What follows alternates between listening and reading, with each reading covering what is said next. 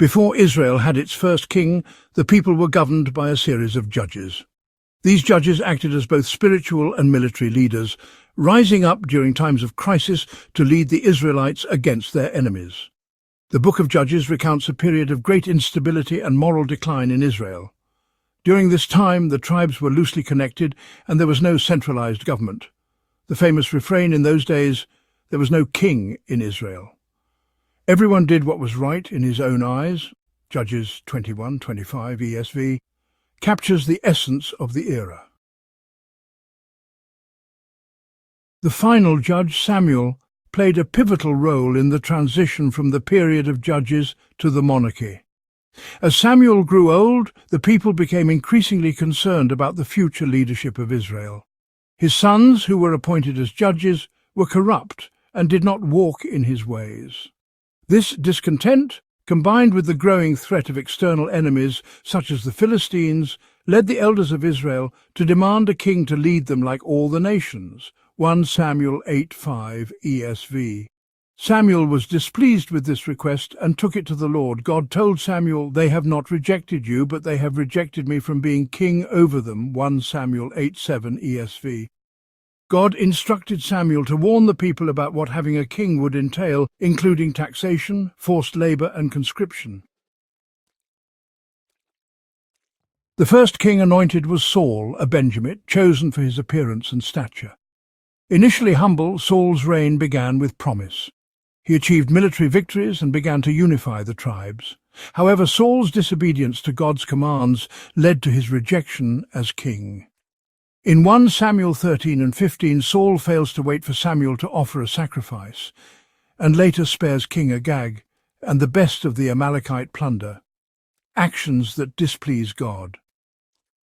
As a result, the prophet Samuel tells Saul, "The Lord has torn the kingdom of Israel from you this day and has given it to a neighbor of yours who is better than you." 1 Samuel 15:28 ESV. That neighbor was David, the youngest son of Jesse from the tribe of Judah. David was anointed in secret while Saul still reigned. Over time, David's reputation grew, especially after he killed Goliath, the Philistine giant. Saul became increasingly jealous of David and sought to kill him. David spent years fleeing Saul, all the while gaining support and demonstrating godly character. Eventually, Saul died in battle against the Philistines, along with his sons, including Jonathan. After Saul's death, a power struggle ensued. David was anointed king over the tribe of Judah in Hebron, while Saul's remaining son, Ish-bosheth, ruled over the northern tribes with the support of Abner, Saul's general. This led to a civil war between the house of Saul and the house of David. Over time, David's strength increased, and after the deaths of Abner and Ish-bosheth, the elders of Israel came to David and anointed him king over all Israel. David reigned for 40 years and established Jerusalem as the political and spiritual capital of Israel. He brought the Ark of the Covenant into the city, uniting the religious and governmental centers. His reign was marked by military success, territorial expansion, and a deep desire to follow God. Yet David was not without personal failings. His sin with Bathsheba and the subsequent events, including the death of their child and the rebellion of his son Absalom, introduced turmoil within his own house. Still, David remained a man after God's own heart. After David's death, his son Solomon ascended to the throne. Solomon is best known for his wisdom, wealth, and for building the temple in Jerusalem, a permanent dwelling place for God among his people. Early in his reign, Solomon asked God for wisdom to govern the people, and God granted his request, making him the wisest man of his time. Solomon's administration was highly organized, his kingdom prosperous, and he expanded Israel's influence through political alliances and trade. However, Solomon's heart turned away from God in his later years. He married many foreign women who brought their gods and idols with them. Solomon built high places for these deities and allowed idol worship, directly violating God's commandments. 1 Kings chapter 11 verse 4 says, "For when Solomon was old, his wives turned away his heart after other gods, and his heart was not wholly true to the Lord his God." Because of this apostasy, God pronounced judgment on Solomon's kingdom. The Lord said to Solomon, "Since this has been your practice, and you have not kept my covenant and my statutes that I have commanded you, I will surely tear the kingdom from you and will give it to your servant.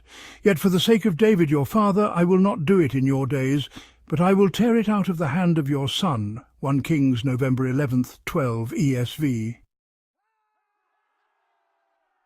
After Solomon's death, his son Rehoboam succeeded him. It was during Rehoboam's reign that the kingdom divided. When Rehoboam went to Shechem to be crowned king, the northern tribes, led by a man named Jeroboam, approached him with a request. They asked Rehoboam to lighten the heavy yoke, taxes and forced labour that Solomon had placed on them. Rehoboam sought advice from two groups: the elders who had advised Solomon and the young men who had grown up with him. The elders advised Rehoboam to be a servant to the people and speak kindly to them.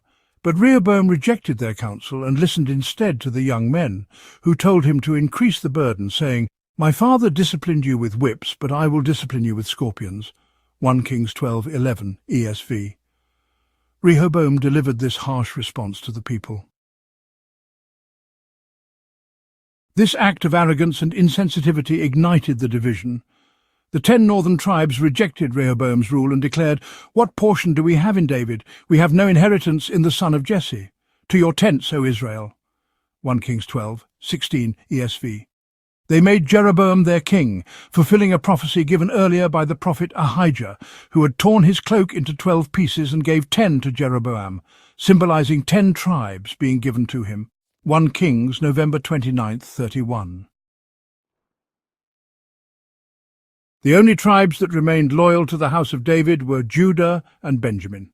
Thus, the once unified kingdom of Israel was now divided into 2 kingdoms. The northern kingdom, called Israel, with its capital eventually established in Samaria. It was ruled by Jeroboam and his successors. This kingdom quickly fell into idolatry. To prevent his subjects from returning to Jerusalem in the south for worship, Jeroboam built golden calves in Bethel and Dan and told the people these were the gods who brought them out of Egypt. This sin led the northern kingdom further away from the worship of the true God. The southern kingdom, called Judah, with Jerusalem as its capital. It remained under the Davidic line, beginning with Rehoboam. While Judah had its share of wicked kings, it also experienced times of revival under godly leaders such as Asa, Jehoshaphat, Hezekiah, and Josiah. This division led to centuries of rivalry and conflict between the 2 kingdoms. The northern kingdom of Israel experienced a rapid succession of dynasties and frequent assassinations. There was no stable dynasty like the Davidic line in Judah. Eventually, due to their persistent sin and rejection of God's covenant, the northern kingdom was conquered by the Assyrians in 722 BC. Many Israelites were exiled, and the land was resettled by people from other nations, leading to the intermingled people known later as Samaritans. The southern kingdom of Judah lasted longer but also fell into idolatry and corruption. Despite prophetic warnings and brief periods of reform, Judah too faced judgment. In 586 BC, Jerusalem was destroyed by the Babylonians, the temple was burned, and many of its people were taken into exile in Babylon. Thus, the story of Israel's division is not merely a tale of political failure, but a profound spiritual narrative. It shows the dangers of pride, disobedience, and idolatry.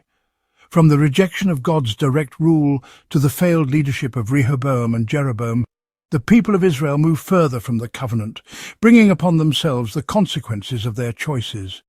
Yet even in judgment, God preserved a remnant and kept alive the promise of a future king from the line of David, fulfilled ultimately in Jesus Christ, who will one day reunite all nations under his eternal reign. If you enjoyed learning about the Bible, make sure to like, subscribe, and drop a comment about what story you want to see next.